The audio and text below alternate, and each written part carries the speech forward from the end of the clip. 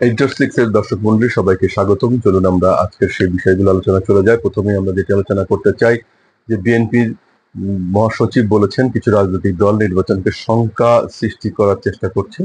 তিনি বলেছেন এই কথাটি, সেটি হলো ঠাকুরগাঁও বিএনপির মহাসচিব ঠাকুরগাঁওয়ের এক অনুষ্ঠানে বলেছেন যে মোটামুটি বাংলাদেশে যে অবস্থা তৈরি হয়েছে তার নির্বাচন অনুষ্ঠিত হবে ফেব্রুয়ারির মধ্যেই, এবং সেই ফেব্রুয়ারির মধ্যে যে নির্বাচনটা ফেব্রুয়ারির মধ্যে ফেব্রুয়ারির শুরুর দিকে যখন রমজান শুরুর আগে শুরু হবে এই নির্বাচন, এবং এই নির্বাচনকে বানচাল করবার জন্য এবং প্রশ্নবিদ্ধ করবার জন্য একটি চক্র এরই মধ্যে চক্রান্ত করছে বলে তিনি জানিয়েছেন, এবং এটি শক্ত হাতে প্রতিহত করবার জন্য সরকারের প্রতিও আহ্বান জানিয়েছেন তিনি।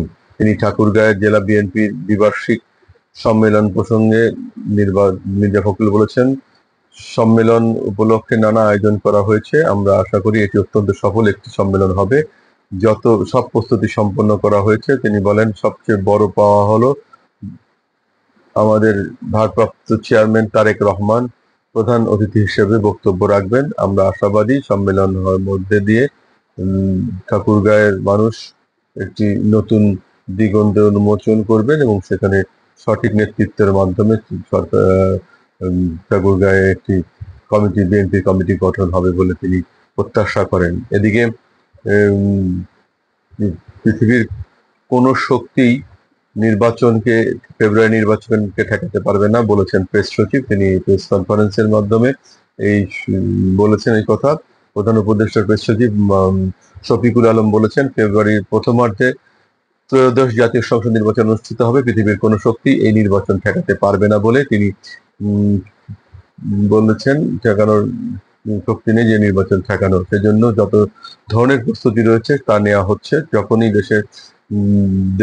যখনই দেখছে দেশ নির্বাচনের দিকে এগোচ্ছে এবং জুলাইয়ের হত্যাযজ্ঞের সঙ্গে জড়িতদের বিচার প্রক্রিয়া দ্রুত এগোচ্ছে, তখনই পতিত ফাঁসিবাদী শক্তির মাফিয়া মরিয়া ও বেপরোয়া হয়ে উঠেছে। এর ফলে তারা দেশের সার্বিক শান্তি শৃঙ্খলা বিনষ্ট করতে এবং গণতান্ত্রিক অগ্রযাত্রাকে ব্যাহত করতে সব ধরনের শক্তি নিয়ে উঠে পড়ে মাঠে নেমেছে এবং সচেষ্ট রয়েছে।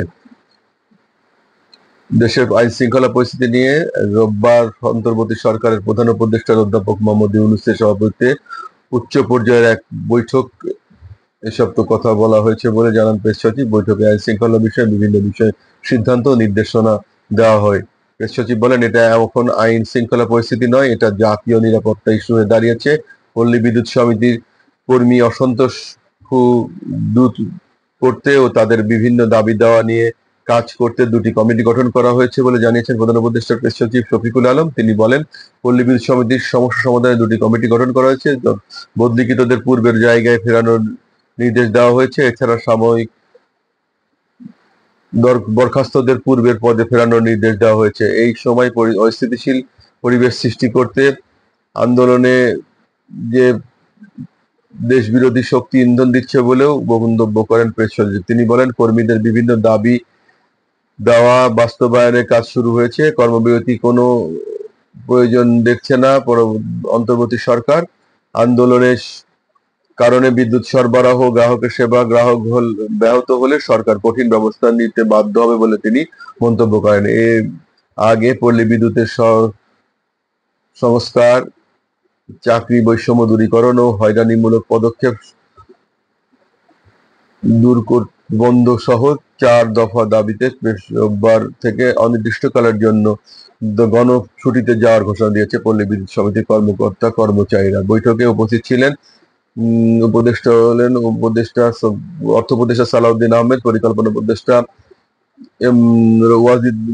ওয়াহিদুদ্দিন মাহমুদ, আইন উপদেষ্টা আসিফ নজরুল, স্বরাষ্ট্র উপদেষ্টা লেফটেন্যান্ট জেনারেল অবসরপ্রাপ্ত লেফটেন্যান্ট জেনারেল মোহাম্মদ জাহাঙ্গীর আলম চৌধুরী, শিল্প উপদেষ্টা আদিলুর রহমান খান, বিদ্যুৎ ও জ্বালানি খনিজ সম্পদ উপদেষ্টা মোহাম্মদ ফাইজুল করিম খান, পরিবেশ বন ও জলবায়ু উপদেষ্টা সৈয়দ রিজওয়ানা হাসান, স্থানীয় সরকার উপদেষ্টা আসিফ মাহমুদ সজীব ভুইয়া ও শ্রম উপদেষ্টা ব্রিগেডিয়ার জেনারেল অবসরপ্রাপ্ত এম সাখাওয়াত হোসেন। এছাড়া বৈঠকে জাতীয় নিরাপত্তা উপদেষ্টা খলিলুর রহমান, প্রধান উপদেষ্টার বিশেষ সহকারী স্বরাষ্ট্র মন্ত্রণালয়ের দায়িত্বে খোদা বক্স চৌধুরী, পুলিশের মহাপরিদর্শক বাহারুল আলম সহ উচ্চ পদস্থ কর্মকর্তারা উপস্থিত ছিলেন, যারা এই উপস্থিত থেকে যে কোনো মূল্যে এই অস্থিতিশীল পরিস্থিতি মোকাবেলা করবার জন্য সকলকে নির্দেশ দেওয়া হয়েছে এবং প্রয়োজনে কঠোর হস্তে বিভিন্ন পদক্ষেপ নেবারও দাবি জানানো হয়েছে। আর যে বিষয়টি জানিয়ে রাখা দরকার সেটি হলো আজকে যে সালাউদ্দিন আহমেদ বিএনপির যে সংবিধানের বিষয়ে যে বিএনপি স্থায়ী কমিটির সদস্য সালাউদ্দিন আহমেদ, তিনি বলেছেন এক দেশে দুই সংবিধান থাকতে পারে কি, এখন এটি তার কাছে প্রশ্ন।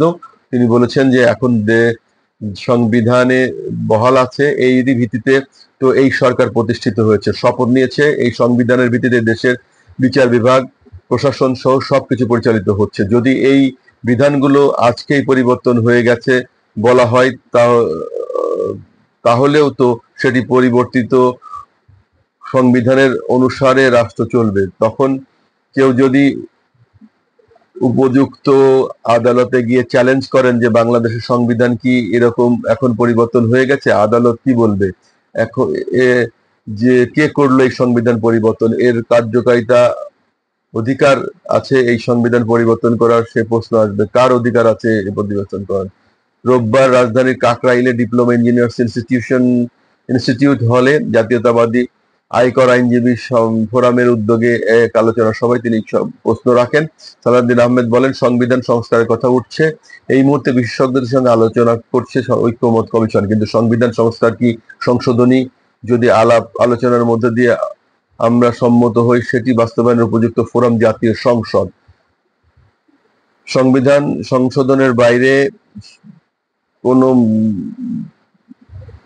যে সমস্ত সংস্কার প্রস্তাবগুলো সবাই একমত হয়েছে সেটি এখনই বাস্তবায়ন করা যায়। আগামী ফেব্রুয়ারিতে রমজানের আগে নির্বাচন হবে উল্লেখ করে বিএনপির স্থায়ী কমিটির এই সদস্য বলেন, অতি শীঘ্রই তারেক রহমান দেশে প্রত্যাবর্তন করবেন, দেশে ফিরে সেদিন দেশের নির্বাচনের সমস্ত কিছু প্রতিষ্ঠিত হয়ে যাবে। তারেক রহমান প্রত্যাবর্তনের মধ্য দিয়ে দেশে ঐতিহাসিক একটি ঘটনা ঘটবে। এর আগে রাকেশ্বরী মন্দিরে সনাতনী হিন্দু নেতাদের সঙ্গে শুভেচ্ছা বিনিময়কালে সালাউদ্দিন আহমেদ বলেন, আমরা পরিস্থিতি লক্ষ্য করছি, বিভিন্নভাবে সাম্প্রদায়িক সম্প্রীতি বিনষ্টের জন্য কিছু চক্রান্ত গড়ে উঠছে, এমনকি স্বধর্মের মধ্যেও এমন কিছু পরিস্থিতি সৃষ্টি করছে। তিনি বলেন, দেশে ধর্মীয় সম্প্রীতি বজায় থাকবে, সাম্প্রদায়িক সম্প্রীতি বজায় থাকবে, কোনো অবস্থাতেই সাম্প্রদায়িক পরিস্থিতি বিনষ্টে যারা চেষ্টা করবে তাদেরকে শক্ত হতে প্রতিহত করতে সরকার অবশ্যই উদ্যোগ নেবে এবং সেজন্য বিএনপি যে ধরনের সহযোগিতা প্রয়োজন সে সহযোগিতা করবে। তবে যে বিষয়টি আসলে বলে রাখা দরকার, সারা দেশের যে সাম্প্রদায়িক সম্প্রীতি নষ্ট কিংবা যাই বলা হোক মব সংস্কৃতির মাধ্যমে যে অপতৎপরতা সৃষ্টি হয়েছে সেগুলো কিন্তু শক্ত হাতে প্রতিহত করতেই হবে। এরই মধ্যে পতিত ফ্যাসিবাদ শক্তির কথা বলা হচ্ছে, তাদের ঝটিকা মিছিল দেখা যাচ্ছে মাঝে মাঝে এবং যে ঝটিকা মিছিল থেকে কোনো নেতাদেরকে গ্রেপ্তারও করা হচ্ছে এবং তাদেরকে আইন শৃঙ্খলা রক্ষাকারী আইনের আওতায় আনছেন। তবে মূলত যে বিষয়টি মনে রাখা দরকার যে আসলে বাংলাদেশের মানুষ যে আন্দোলনের মাধ্যমে বুকের রক্ত দিয়ে জুলাই অভ্যুত্থানের মাধ্যমে যে সরকার প্রতিষ্ঠিত করেছে, সেই সরকার যদি তাদের বাস্তব যে দায়িত্বগুলো, সঠিক যে দায়িত্বগুলো পালন করার সেই দায়িত্বগুলো পালন না করতে পারে, তাহলে কিন্তু সেই আন্দোলনের মূল যে লক্ষ্য সেই লক্ষ্য কিন্তু ব্যাহত হবে। নিশ্চয় বিএনপি, জামাত বা গণ অধিকার পরিষদ সহ যে রাজনৈতিক দলগুলো এই আন্দোলনের সাথে সক্রিয়ভাবে ভূমিকা রেখেছেন, তাদেরকে কিন্তু ঐক্যবদ্ধভাবে সেই ভূমিকা পালন করতে হবে এবং দেশে সম্প্রীতি বিনষ্ট হয় এমন আচরণকে যে কোনো মূল্যে প্রতিহত করতে হবে। আর রাজনৈতিক বিদ্বেষ, হিংসা প্রতিফলন না ঘটিয়ে নিজেদের মধ্যে সমঝোতার মাধ্যমে দেশে একটি স্থিতিশীল অবস্থা তৈরি করতেই হবে। দেশকে একটি স্থিতিশীল অবস্থার মধ্যে, নিরাপত্তার মধ্যে দিয়ে আইন শৃঙ্খলা রক্ষাকারী বাহিনীর দিকে এগিয়ে যেতেই হবে এবং আইনের শাসন প্রতিষ্ঠা করতেই হবে। তা না হলে বাংলাদেশের জনগণের কাছে জনগণ যে আন্দোলনের রূপরেখা নিয়ে যে আন্দোলন করে নতুন যে সরকারের উদ্যোগ নিয়েছে এবং পরবর্তীতে যে নির্বাচনী মাধ্যমে রাজনৈতিক বন্দোবস্ত সরকারের দিকে প্রতিষ্ঠিত করতে না পারলে আমাদের যে অর্থনৈতিক সংকটের দিকে আমরা ধাবিত হচ্ছি সেগুলো মোকাবেলা কঠিন হয়ে পড়বে। নিশ্চয় সরকার সেই সব বিষয়গুলো বিবেচনা করে কঠোর পদক্ষেপ নিয়ে দেশকে একটি স্থিতিশীল অবস্থার মধ্যে নিয়ে আসতে পারবে এবং সক্ষম হবে বা সেই উদ্যোগ নেবে সেই প্রত্যাশা জানিয়ে আগামী পর্ব দেখবার আমন্ত্রণ জানিয়ে এখানে শেষ করছি। আল্লাহ হাফিজ।